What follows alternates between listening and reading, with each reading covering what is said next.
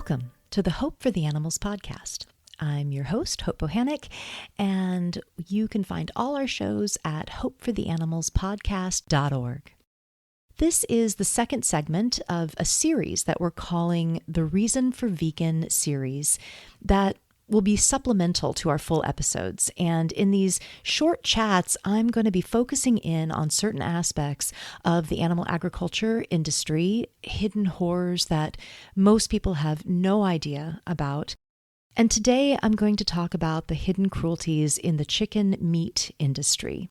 But before I get into the details of the industry, I first want to address what I think is a common misconception about chickens, and that is that they are unintelligent, they don't know what's happening to them.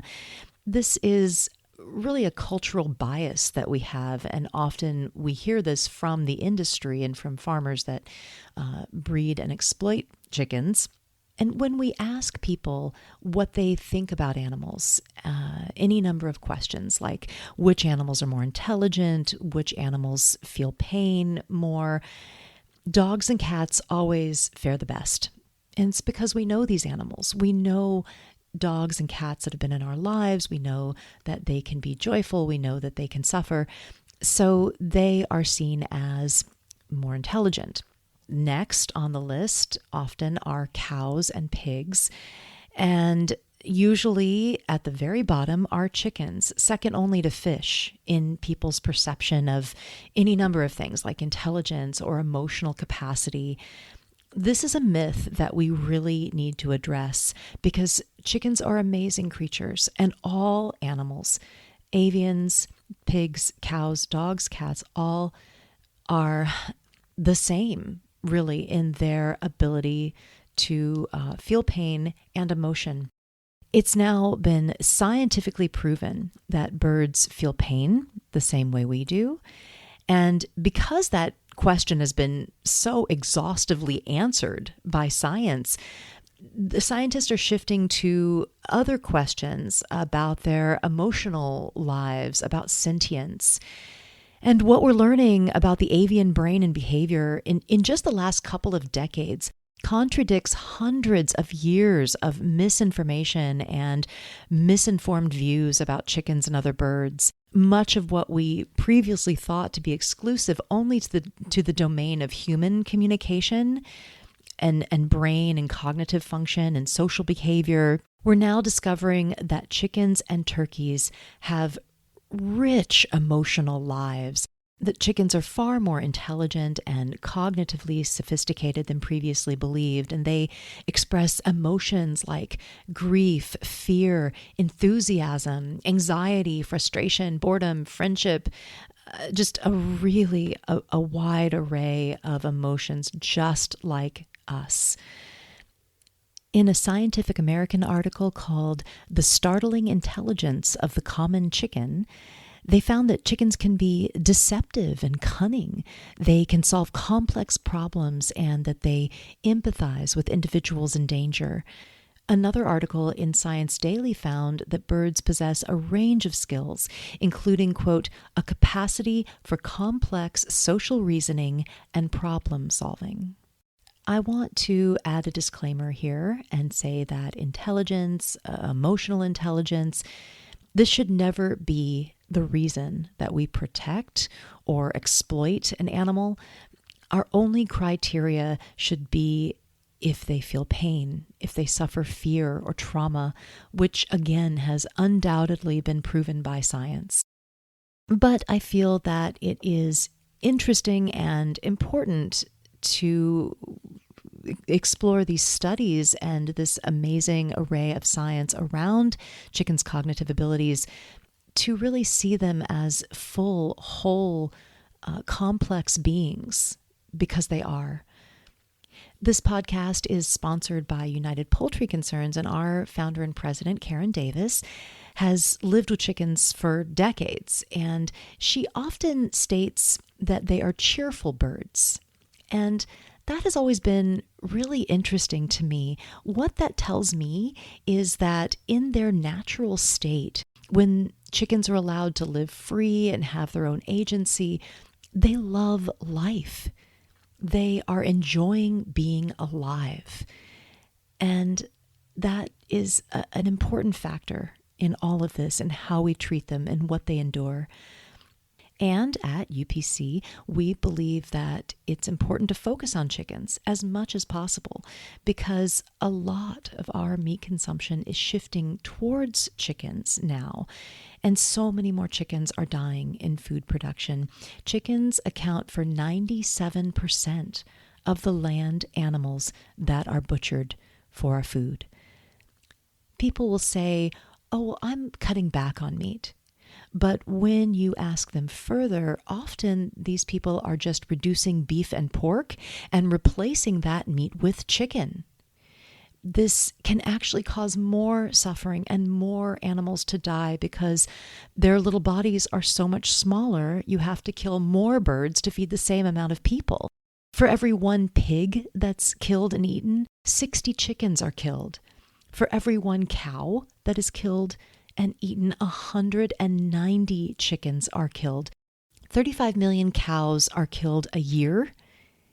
35 million chickens are killed a day. So many more souls. So it's really important for us to think about and focus on chickens. Okay, so now that we have established that chickens feel pain and suffer, are emotionally complex, sentient beings, so let's now look at the chicken meat industry and see what these birds endure. There are two distinct types of chickens used in the food industry that have been genetically manipulated for decades to serve specific purposes in the business. One type of chicken has been engineered to lay large amounts of eggs, and the other type has been bred to gain weight fast. Those are the chickens people eat, and they have been labeled broiler chickens. Globally, about 40 billion chickens are slaughtered for meat, and because of the artificial manipulation through genetics and management techniques, both male and female broiler chickens grow so fast, they are full market weight at about 6 weeks old. It's just a fraction of their lifespan. In fact, they grow 65 times faster than they would normally. It's a much accelerated growth rate than what would be natural for these birds. They barely get any life. They are slaughtered at just 40 days old. They are just adolescents. And for this very short time that they are here, they live in utter misery. Chickens bred for meat live in huge sheds with thousands of birds on the floor.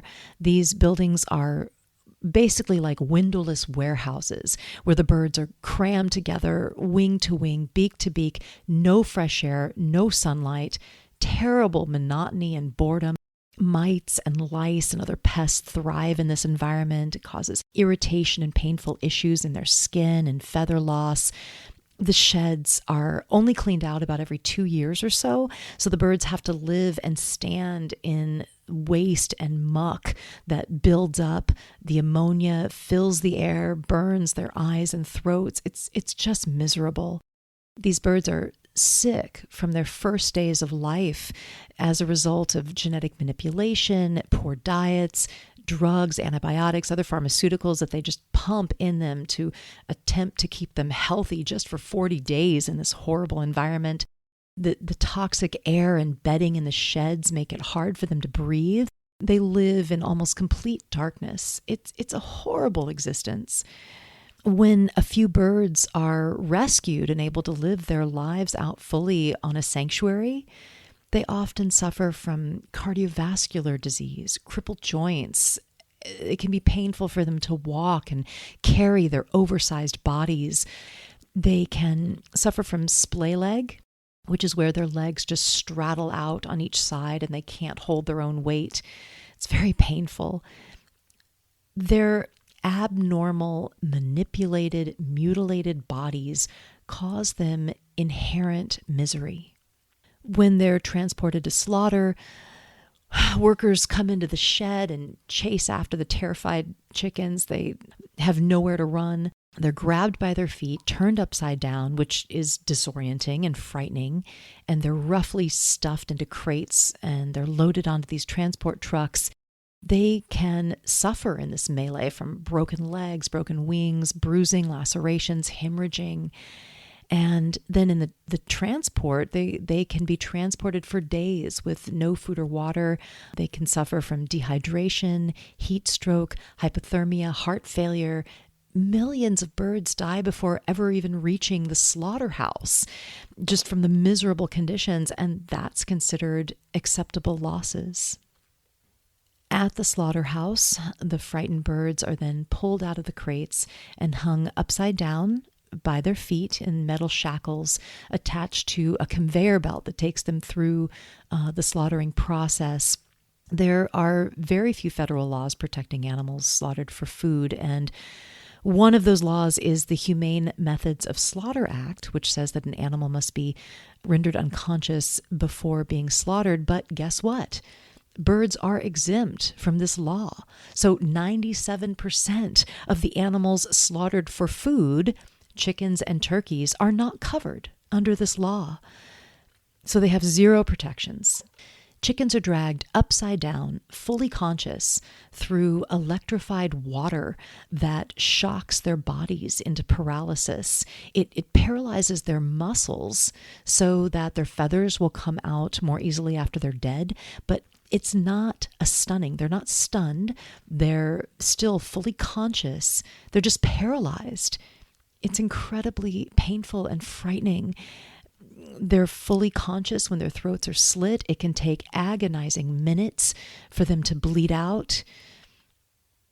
The chicken meat industry is a horrible industry where the birds live short, miserable lives and have a brutal death. And compounding our concerns now for, viruses and pathogens, poultry is considered the most common cause of foodborne illness. Chickens and turkeys go to slaughter lame and sick and in pain, and as a result, they're infected with salmonella and campylobacter and E. coli and all kinds of other bacteria that make people sick with foodborne illnesses and poisons. Chickens are the largest number of abused, warm-blooded animals in the world. And along with these billions of birds that go to slaughter for food each year, millions more suffer in laboratories, get dumped in animal shelters, and die miserable in poultry houses without anyone ever knowing that they lived. Now that you know that chickens are feeling, sensitive birds, that they suffer terribly in the chicken meat industry, please don't eat chicken products. I haven't eaten chicken for 30 years and I am healthy and thriving. There are lots of new plant-based chicken options from companies like Gardein. Beyond has a Beyond Chicken now. There's a new one called The Nug. Please give these a try and save a life. And that life could be your own. Thank you for listening. I hope that this information inspires you to live vegan if you're not already. And if you are already vegan, that you get active for animals. They need us now more than ever. You can find all our other episodes at hopefortheanimalspodcast.org. Thank you so much for listening to our Reason for Vegan series.